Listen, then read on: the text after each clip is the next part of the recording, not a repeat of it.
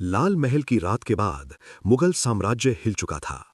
शाइस्ता खान जिंदा तो बच गया था, लेकिन उसकी उंगलियां कट चुकी थीं और उसकी इज्जत भी।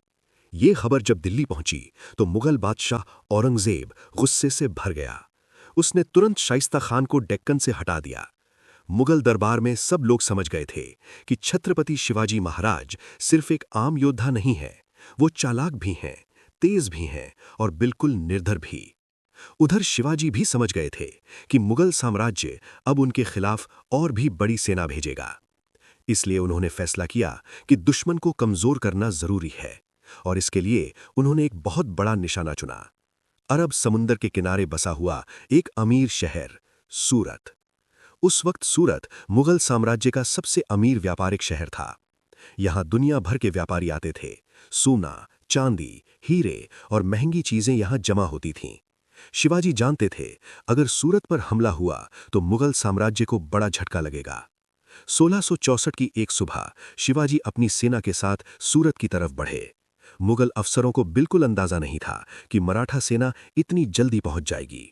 जब तक उन्हें खबर मिलती, तब तक शिवाजी शहर के अंदर घुस चुके थे। शहर में अफरा तफरी मच गई, व्यापारी घबरा गए, मुगल अफसर भाग खड़े हुए। शिवाजी ने अपनी सेना को एक ही हुक्म दिया, सिर्फ मुगल खजाना और अमीर व्यापारियों के माल को लेना, आम लोगों को हाथ नहीं लगाना। कुछ ही दिनों में सूरत का बहुत सारा खजाना शिवाजी के कब्जे में आ चुका था। सोना, चांदी और बहुत सारा धन। ये खजाना स्वराज्य के लिए बहुत जरूरी था। इस धन से शिवाजी अपनी सेना को और मजबूत बना सकते थे।